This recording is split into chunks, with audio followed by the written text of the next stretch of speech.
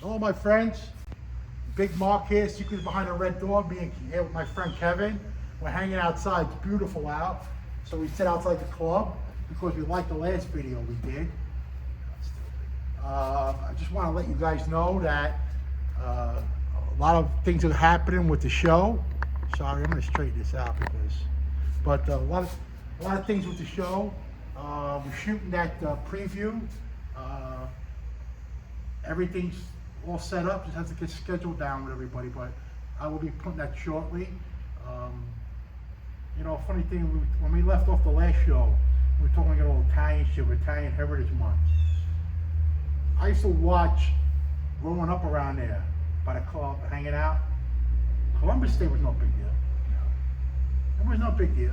I mean, for some reason, you know, they acted. I remember on St. Patty's Day, making a guy cook corned beef and carrots and potatoes and buying bottles of beer and guys, a table full of guys eating corned beef and cabbage, which was kind of shocking for me growing up Italian, but they love that shit. You know me. Yeah, I know. don't like cabbage. You don't like cabbage, you know, because Kevin swears cabbage takes the paint off of stuff. Put it on your car and see if it takes it off.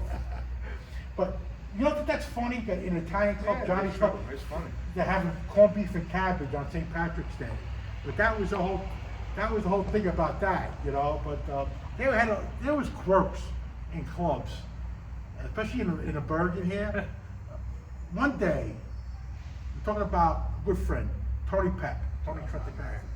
One day he walks in and he's carrying 2 giant bags of frozen peas. So what are you doing? Come on, I'm gonna have lunch. Come on, I'll call Pete. Get a little jacket. And Tony's in there, and he's sitting there, and he's got 2 big. We had burner ovens in the kitchen. We had 6 burners plus a salamander. That was a commercial oven, right?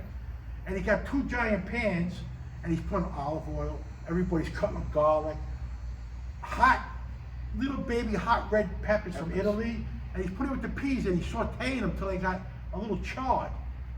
And we ate lunch eating peas. That was just the spur of the moment. How many times listen, when you were a kid, do you remember eating in a Gawk's Club, going to the Gawk's Club with food? All the time. Tell you about what happened is we used to have the guy come in and bring the food. He didn't make it. Oh, he didn't make it? No. Well, there was no kitchen in the There place, was no right? kitchen there. I remember Willie Boy with the chili in the can. Oh, forget it. That was some nasty stuff. We used to throw the onions in it. Yeah, and But the other place across the street, we had the kitchen. yes. Because Jimmy's wife used to do the cooking there. But that little place with Zoo used to take the Oh, numbers yeah, in. forget, there was no And kitchen Patty, there. and little We used to Patty have used a to little hot plate. Little hot plate. I said, Mark, you want some chili? I'm watching them. And he's opening cans of chili. I said, nah, I'll pass. Yeah, forget that. Yeah, but you understand, I understand, because these guys, they grew up with shit. Real characters. But we used to eat, let me see, it could be, ready for this? From pizza to pasta to sandwiches. Oh, yeah. Of sandwiches? Like I told the guys about the caponata dish. Go to get bread. I never saw so much. I grew up in an Italian family, Kevin, and we ate. You know, the food was all day long. And one thing about John, Never run out. yeah, and one thing about John could eat. I'm serious. Not only could drink, he could eat. But he kept himself in shape. Yeah, I mean, for a guy who ate as much as him, you know, I did a lot of walking. That's true. That's true. Yeah, Talk. but guys tell the story about, there's an incident I want to tell the story about when he was in prison. I think he was I don't know if he was in Greenhaven or Lewisburg. I forgot which prison. It wasn't Donamora, but there was a beef going down with blacks. And Roach, they went after, the guy circled, Greenhaven. They were in Greenhaven. together. They circled Roach around and they came at Roach. Something happened with, who knows, drugs or gambling or cigarettes, whatever it is. And the story is that John stood up to the black leader of the gang by himself. And him and Roach, they had the wall behind them, facing like 30 of the black inmates and challenging them. And the black leader thought he was crazy. I'm going to take a couple of you guys down to, but I tell you what, this is what Johnny says, and I'll say this as brains more than balls. He goes, But I tell you what, I can promise you guys this. Something happens to us, we get shanked, they get killed here. Guys gonna come to your family's houses and kill them all. And the black guy looked at him and goes, "Young, you think he's serious?" He says, "They got hundreds of guys out in the street." He says, "I could, on our next phone call or visit," and the guy just backed up and actually became his friend. Yeah, they were his friends. They were his friends. And they said, they called him Crazy Johnny Gotti. But that story was this, one guy said, "I got balls, I'm not afraid of nobody." Balls don't get you far. The brains, you work hard. How many times in trouble situations you had to outthink the person? You know what I mean? Because sometimes you're battling people, or I'm in I was working in a nightclub, and a fight started out with two gangs, not whites, gangs. And I tried how to figure it out. So I walked right in the middle of them, and I grabbed the two leaders, and I treated them like with respect. And I got. And then I bet you they both turned out to be best of friends. Every night I went in there, time. Kevin, they bought me a drink. Here's my man. You need anything from us? They were all big drug dealers, some guys, so all the gangs. And they said, "No, we need money, whatever you need." And I was just stay, just don't cause trouble in the club. Okay. How many clubs you went into? Were you with us? We went to that lesbian club on Long Island. Were you with us?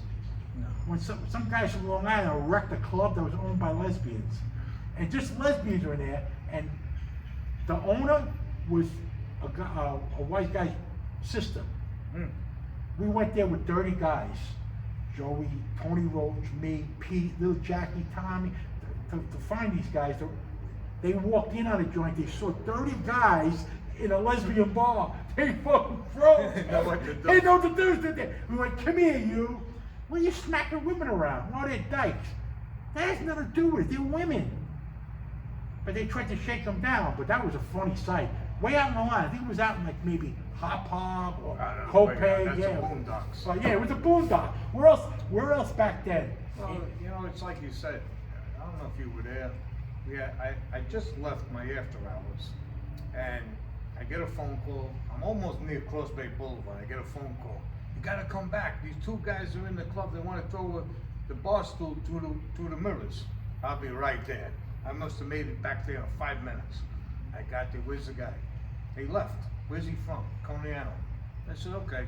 I reached out to them. It was the kid that used to stay with that kid Neil. Okay. One of the kids.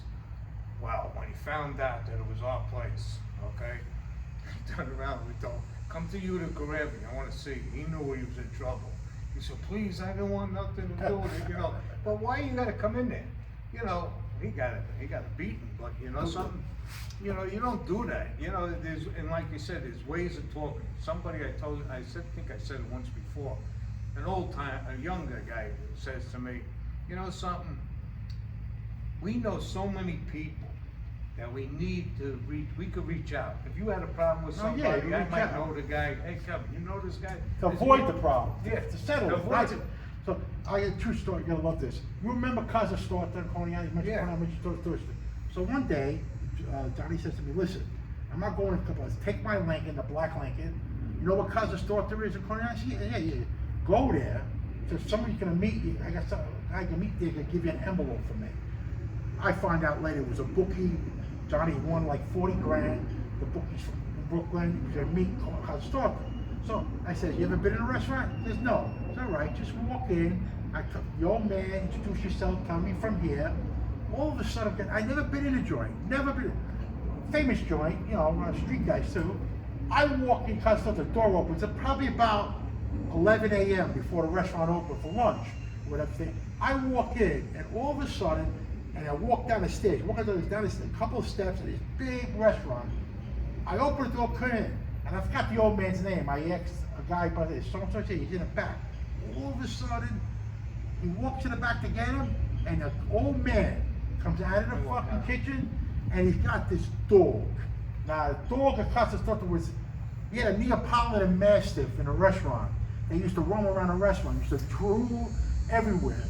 Mean, nasty, but he sees me come out and he goes, the guy says, so he yells, "Who are you?" And the dog took off for me, Kevin, charged him for the restaurant. I froze. I went out the door. I slammed the door shut. The door leaned up against the door. And I got he called, come here, you, come here. I got the dog name, come here. He put the leash. All right, come back and leave. I came from Johnny from the Bergin set. He's all right. Let me put the dog away. He's taking the dog away, the old man. The dog had to weigh more than the old man. The little old Italian man owned the restaurant. He's dragging the dog. His dog was. Wasn't Joe Jinks, was it? What? Was it Joe Jinks? No, was the guy? No, it was an old Italian owned the restaurant. I don't know. But the dog, Kevin, had to be 180 pounds. I froze, this beast. But he came at you like, if you ever watch like the movies, you know what I mean, the fucking, rabies, fucking, so I went back to the club. I met the guy. The guy came, was envelope was sealed, gave it to me, thanked him. He says, I jumped back to talk about the club. I go in the club. It was before Johnny had his office. I go in the club. He said, Gotti, he said, come to the kitchen. I gave him milk. He says, what's the matter? He says, you didn't tell me he has some fucking wolf in there. Freaking dog. And Johnny Lots left goes, that dog is insane. The dog walks around. Know why I don't go eating there all the time? He says, because you could be sitting there eating, and the dog comes by drooling next to you. And you're dressed in nice clothes and a suit. He says, but the dog had to walk in the plate. He says, what happened? I opened the door, the old man reaches, who are you with? And the dog charged me. He said, what'd you do? So I ran back to the door and leaned my fucking fat ass against the door. And the dog butted the door. He started laughing hysterical. He says, you ain't the first guy that dog tried to attack, and you won't be the last. But I remember when you mentioned Cornell, Casa Storta. Used to be I think it was around the corner from Riviera. What was it?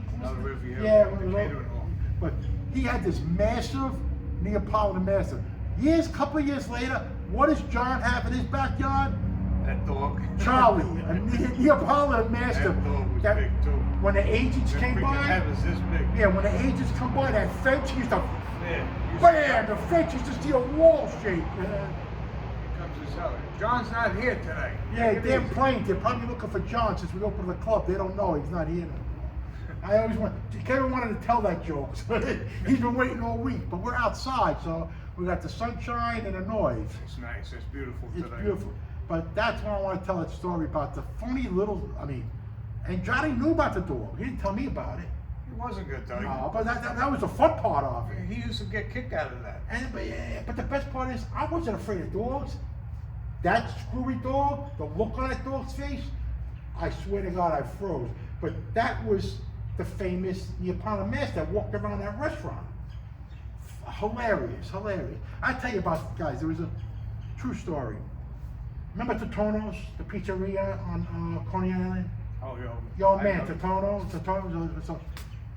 Little Pete, remember Little Pete and Arms? They used to go, Little Pete and Arms used to go there, he knew him.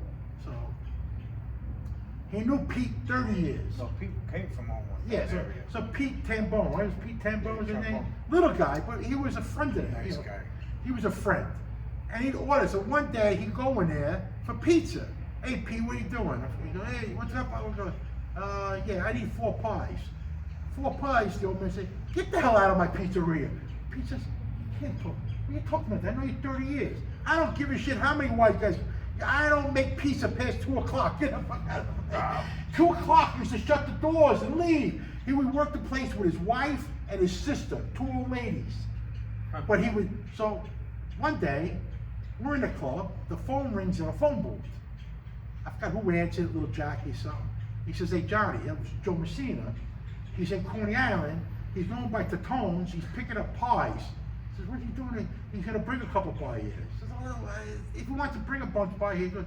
All of a sudden, an hour later, Joe pulls up in a car, and at that time Joe had a blue Baritz Eldorado. It was, the short back Eldorado. He gets out, he calls those guys out, come on, we're carrying him, me, he brought like 15 Totono pizza pies.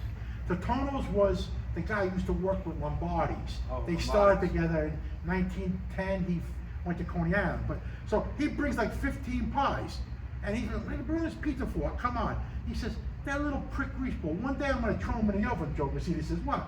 He give me a hard time. I says, I want 20 pies. So I ain't gonna, I'll come back, make them for me. I don't care if someone cold. So what are we gonna do? Joe Messina had a freezer in his basement. He'd buy 10 pies and put them in his freezer. Every time, he said, why are you putting them in the freezer? He says, it's not the same as fresh. You could deal with that guy's personality? He's cursing at me like I'm a jerk. some people just didn't give a shit about street guys. They just, old time Italian guys, oh, hilarious. But Joe walks in the club with 15 pies. Johnny Trump, you fat fucking, this fat bastard, what's with all this food? You know, but that was almost every day. I don't care what you say, every day. And then, you know. We used to go to Julio's and we used to go to Carolinas. Yeah. You know, every year we were at Carolinas for New Year's Eve. You know, but turn around there. That whole area, don't forget, my after hours right up over the bridge. Right there. I remember we went to, I tell a story about Tony Romas in Howard Beach. Tony Romas. That was Joe, Yeah, when Joe DeCandia. Joe DeCandia was a He gentleman. was a sweet Yeah, great guy. He owned Lenny's and he owned Tony Romas over Started there. Lenny's. So he used to, yeah, so So we go to Tony Romas when they first moved up. There was a Tony Romas down here in Fort Lauderdale, I think. Yeah. But for ribs, you know, it wasn't rib joints back then. So we go, but there must be like 12 of us eating ribs. 12 gavoons. I'm talking about gavoons. We're eating ribs, drinking. We're there at 7 o'clock. So I would say probably we averaged 4 or 5 racks of ribs each. We wiped out his fridge of ribs. Joe says, oh, I gotta wait, guys. I said, I got no more ribs. No, we're full, we're gonna have dessert. He said, I gotta go down to the freezer. I gotta start to frost the ribs because it's only 9 o'clock. I got customers coming, I got no more ribs. He starts laughing. He said, I've never seen guys eat 50 racks of ribs. We didn't realize, and we're just peeling them, eating them.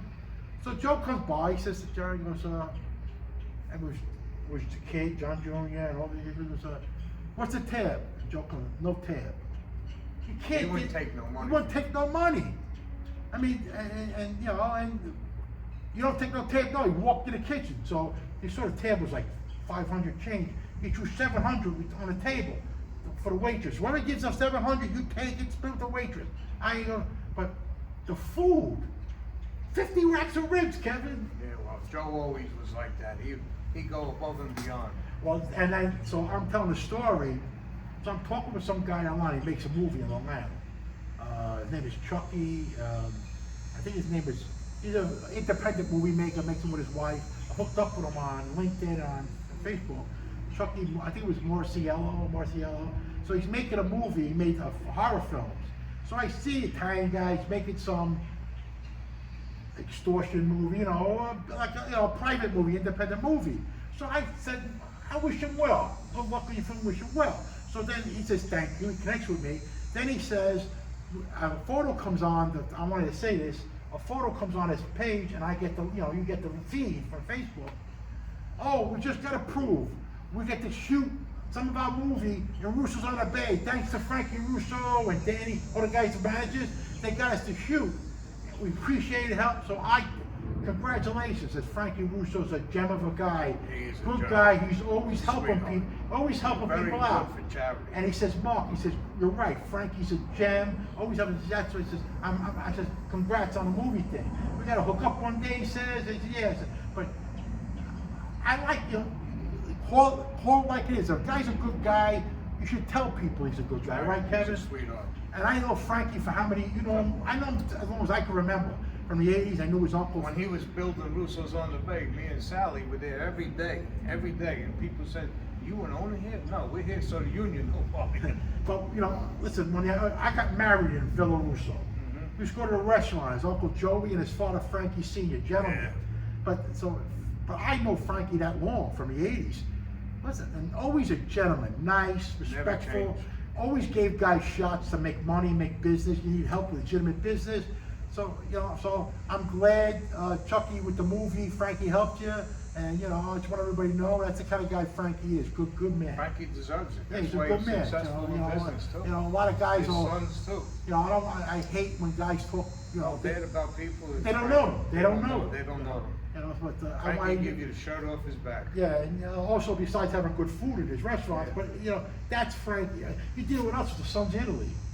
I did it with the Knights of He Columbus. gave me a dinner for Cooley's Anemia, didn't charge us no profit, just cost of the food. So these are some of the things I want, you know, and these are people from our past, from my past in the 80s. Listen, you know, Frankie was a young guy, but I used to go to a restaurant, you know. But he learned the hard way. You know what happened when he was in Villa Russo, right? Years ago, they had a fan in the kitchen. And he used to be over there trying to cool himself down. He said, if I ever get my place, it's gonna be air conditioned. And sure enough, you know. Well, that's because you had his uncle was back in that kitchen with the other guy, the chef, what's his name, but Italian guy. But so I wanted to tell you so because it just happened the other day, and I met a nice guy, Chucky. I wish him well with his movie.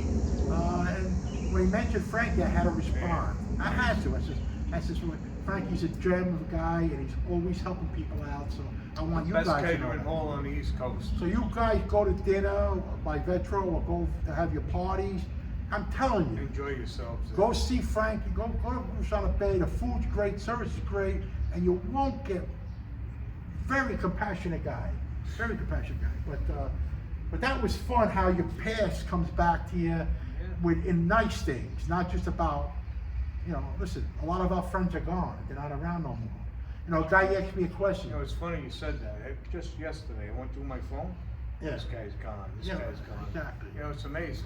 But like a guy asked me a question, Mark, you missed that life, that energy? Well, I missed the era of that life. Back then, in the 80s and the late 70s, it was different. You can't compare the 2000s up, it's different. But back then, it was just different. It was, it was more understandable. And, listen, how many businesses we spread money around? It's a true story. So Johnny always used to play jokes on people. He was good for that. Always play jokes on people. So, but I love. But as a person like us, it gave you a sense of, wow, he's like us. Yeah. So we were always for underdogs too. It got bred down from him. Guys said, well, he was a degenerate gambler. Who wasn't? When you grew up broke all your life, that was his enjoyment. I mean, it wasn't like he had 47 girlfriends. He loved to gamble, and he liked to talk about gambling. And listen, let's go down. Angelo, that story I told about the fake horse bet, that was Johnny, making Angelo almost had a stroke on the other side of the phone because he could just drive Angelo crazy. But CBS radio back then, 880, used to play the top of the stretch, used to play the stretch call. This is how the world changes. You turn at 88, so the horse races, post time is 12 o'clock. So after every race, 10 to 15 minutes, you put on CBS Sports, they would play the stretch call from Aqueduct of Beaumont. That was cool. There was no cable TV. No. So you actually got the joy of listening to the call. But I would tell a funny true A story. certain time, you had to get that. Years later, in the late 90s, so it was in the late 90s, so I had two friends that I knew, business guys that were from the streets. So he said, Mark, listen, you want a part-time job? He says, you want to work nights? A hustle? Sure. Easy job, right up your alley. So I got a job working in New York City OTB. I said, I can't get a job. Working the phones at night in their main office. I said, you sure? I said, yeah, don't worry about it. I get your job there. Vinny was around, knew John. He says, I get your job there. He says, what are you doing at night? He says, well, you're not coming around them. I'm working at day. I got a business done. He said, listen, they pay you $16 an hour. You hang out with a bunch of guys and take the horse bets. It's like you're booking, but it's legal. So I walk in this joint. I go interview for the job. Italians are running it. Kevin, all Italians are running it. In that time, OTB made the biggest profit in the history of before it got shut down in New York City. Because they knew how it was. They made $1 billion for the first time ever. The Italian commissioner, the deputies, and managers, all running. Legitimate guys. One was an accountant, and it made nothing but profit. I worked there for 7, 8 months. I left after that. They changed the regime. New mayor came in. True story. Put a new person. All these guys got let go. All Italian guys. It was like a clique. All Italian, legitimate guys. And they brought in the next mayor brought in all his cronies, Dinkins. Brought all his cronies in. Here's the best part about that. The OTB lost money the next 8 years, ended up going bankrupt, become a losing proposition. Goes to show you that when I talk about the prejudice against Italians, they were making the money. There was nobody stealing money. But the idea is, But I went to work on this job, and I walk in the joint, true to, who's working in the joint? Neil's daughter, Norman's sister, all guys from the street, their family members got jobs, and they worked. They went to work. It wasn't a no-show job, and the place did well. That's what I'm saying, how sometimes politicians, you know, them guys. It goes down. Yeah, because how it fluctuates. So it's just like the life of them guys on the street. You guys ask me questions about how was it in 2000? We weren't around. I left already. But guys like John, Gene, Angelo, guys like Tony, them guys, even Chicky, those guys were original guys. You know, they come from an era. Too. You know, I remember getting invited to Chicky's house on a Sunday dinner with his wife. Nice. And having dinner. You know, it wasn't. You don't find that now. You don't find that day is over. No, I told you. I had John on the boat one time with little Peter, and I never forget his words. This is the life. Exactly. He says, I never had this when I was growing up. He says, and I thank you. And you know, that really got me, because I understand when you don't have nothing, you know, how can you do it? You like to do things for your kids, you know, but if you don't have it, how you can do it? But I But never forget his one words. thing he did preach: don't take no shit from nobody. That's right. Don't ever say where you're from. Don't mention nobody's name.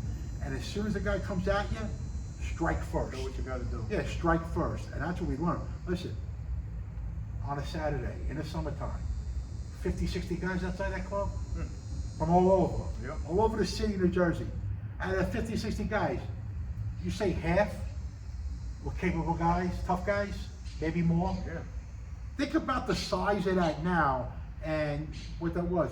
But not, I'm not saying killers and stuff. I'm talking about just guys that would protect their family members, would protect people getting hurt.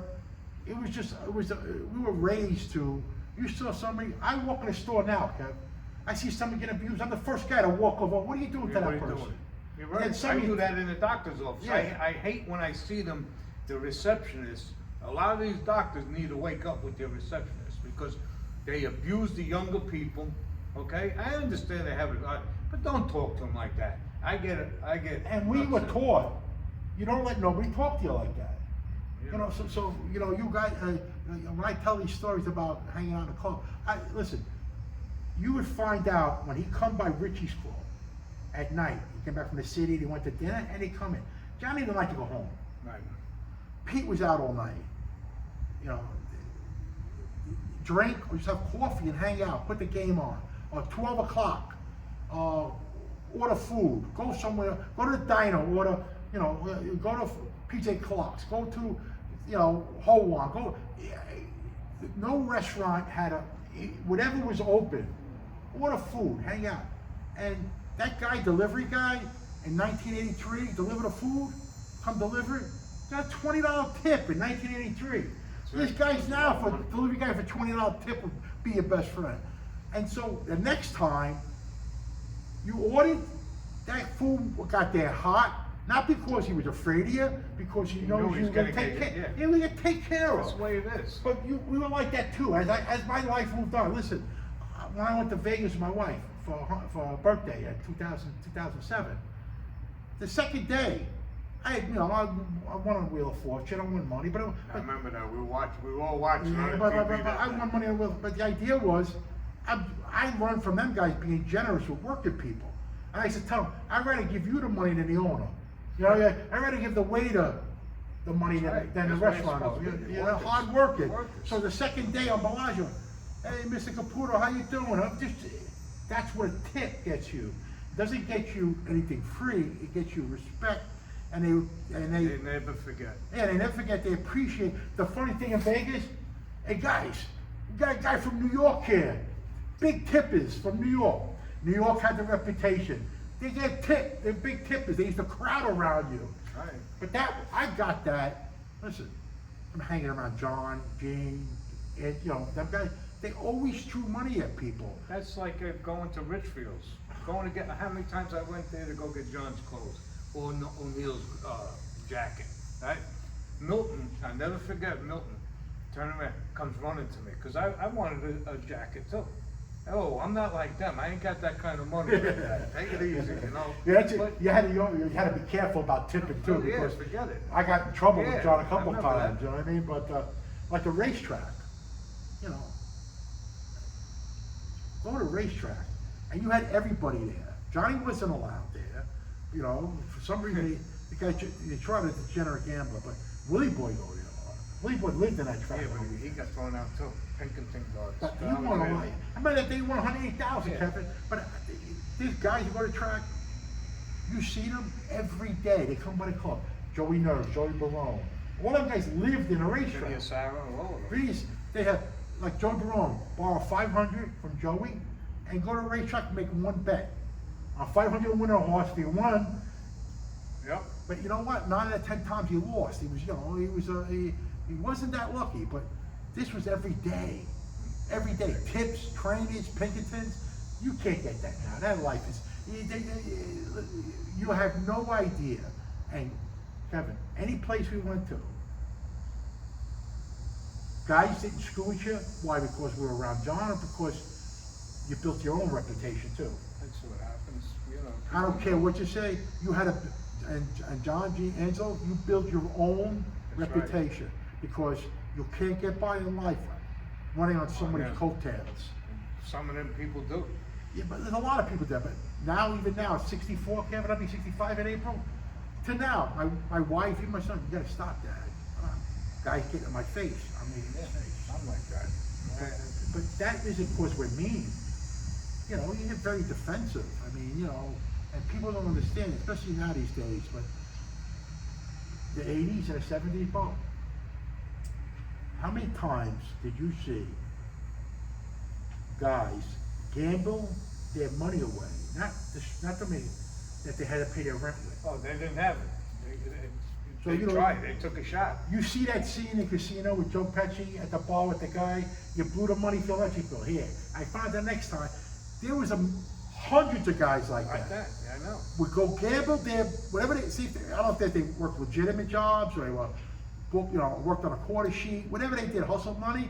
Instead of paying their bills, they would lose the money gambling on horses or sports or card games, and now they're struggling to pay their rent. Oh, they come to John, Angel, anybody. Do me a favor, I got a problem, I need help paying the rent. I need $800. They would give them the money, but in that scene, you don't pay your rent, I'm not helping you. I got guys. one better than that. You remember Michael Barter, Frankie? Yeah. He used to stay with Willie. Yeah. He turns around, his daughter's getting married in the El Carril. And I said to him, Frankie, how you got this money? He said, well, he's trying with the horses, paying big money. All of a sudden I said, Frankie, this wedding's getting closer. She's getting married. St. Patrick Cathedral, then over to El Carril. Oh. Turns around, the day before, he said to me, I need help. That's what you're talking about. He says, I don't have the money. I says, because you kept on thinking you're gonna hit and hit and You're not hit. gonna hit when you need it. I went to Frankie. Frankie turned around and said, I'll give it to you next week. I know, I need it tomorrow. Yeah. Tomorrow. Turned around another place, the Riviera. We went to Riviera. We had some people there, went there. All of a sudden, somebody gets me a place on Avenue T. I lucked up with it. Turned around, I said to him, but don't ever do this again, okay? But he is a degenerate gambler. He used to always try to think he's gonna hit it, and never did. But it happens. And you know another one, and I hate to say it because today's his birthday and stuff. You remember Johnny Zara? Remember Pete Gotti's brother-in-law? Oh, John was a great guy. He passed, today's his birthday. He was a today. victim. He was a Maybe victim. rest in peace and all, you know, he's a good friend. Oh, it was John's birthday a couple of days ago. It would have been Yeah, I know. 85. John moved down here. I used to go out with him every day. And I used Good to guy. tell him, I said, John, all you do is sit there and watch that TV all day. Yeah, he was a victim. He was Yeah. a victim. He's a good But a guy. good guy, good Yeah, guy. a sweetheart, John. But I was just telling you, it was John Gotti's birthday a couple Yeah. days ago. Would have been 85. Imagine him 85, wow. being alive and out. The entourage of people protected, but it was his birthday, 85. And you know, the funny thing is too, he died young. A lot of his family members lived, Yeah. you know, a long time. What was he in especially- October too? Yeah, it was No October wonder 2. me and him got along. Oh, I don't We're know. Libras. But you know, a lot of guys, you know, that's how we grew up. Right? That's it. You know. And listen, at 18, 19 till I'm 30, that's a very, very inducing lifestyle to get used to. But you gotta be strong, and realize you gotta do to protect yourself and your family. I mean, listen. 100%. We had, I would say, one day I'm gonna pop up the names. I don't want, because but I could name 20 guys, use your fingers and my fingers, that would do that, would lose the 500 in their pocket instead of going And be full drunk. drunk. Yep. And I don't know where that's His family from. suffered. Now, and listen, I'll be honest, there must have been a couple times that I tried to, in my life, because I didn't have no bills to pay. But you do that because you don't worry about it. But these guys did it every day, but they weren't making money. Like, listen, if you go out, I'm working a continental game, I'm working with bookmakers running their office or running a horse room. I make myself $300-400 a day. Back then, I'm making $2,000-2,500 a week. So if I was single, so if I blew $1,000, ain't nobody gonna bother me. But these guys had kids. You know what it is though? I learned. I was the same way. Turn around, what do you call it? Always going day by day, going to the track with Willie. Okay? Turn around, it was crazy. And then my daughter Dana, was young. She was just born. Turn around, I didn't have the money for the christening. Somebody gave me a tip, 99-1. The old man Frank Carter used to own Prima Pasta, right? They turn around, what do you call it? He tells me, he says, listen, I've been betting horses all my life. There's no way. He's standing with me at the OTB in Wantor, okay? That horse came out of the gate, took off, and never stopped. I said, when I went to the window, I said, oh, look at this. I looked up. I went back home. I said, listen, we're gonna have a nice christening. But You got lucky. I got lucky. But One out of 100 how times. many days? No. But it's funny how guys in that life, in the 70s, 80s, probably before that too, who grew up broke, grew up poor, and how gambling overtook their lives. It happens. Everybody knows John was a big gambler. I hear guys make comments about John. Oh, he was in a public eye. I don't want to hear it. Yeah. First of all, live your life the way you do, and don't worry about what other people think of you. I tell it to everybody, right? Live your life. So, nobody's perfect, but you know what? Like I said, when I talk about that show with Breed and Anger, you don't know about how he grew up. You don't know what these guys came up broke. Look at the good things that he did for people. They don't What know about the good things? They don't know what I thought of. You know why? Because, and there's just things that nobody knows about with him or his brothers. Listen, how many guys, Gene or John, got jobs for? Yeah, see, that's what I'm saying. They don't know about the good So things. you want to criticize their lifestyle, but there's two sides to every story. I know both sides. So, and some of the sides that you hear on these channels or on the papers, it's just a farcical crap you read constantly over again. You want to hear from guys who know the whole complete story. So that's why we try to explain to you. Even about guys like, talking about, he was around Tony Gore, but even like Willie Boy. Listen, Willie Boy, when you found out what he was, it was disappointing. It was. But when you knew Willie Boy in the street, Forget it. he stick up for you 2 seconds.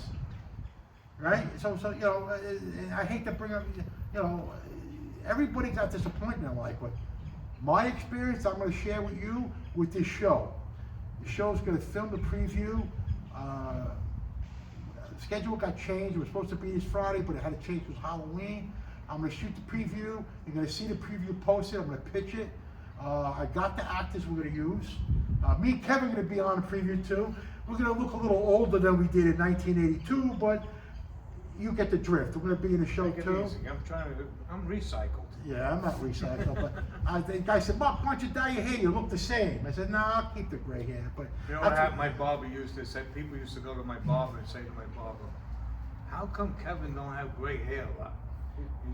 So he says, I said, tell him it's the oil in your machine is going in my hair. Yeah. But I don't put nothing in my hair. I I give the aggravation. Tell me about it. But we want to talk to you today, a little something. We'll be back next week with a couple more games. I'll do some shorts for you guys. I got some stories I'm going to tell you. I got so many stories. I'm just trying to pace myself. Give you these videos we're shooting to keep. Thank you for subscribing, all you people. Become part of this team. You guys want to be a member? I told you that. Let me know any way possible you do it. I thank you guys that wanted to be a member.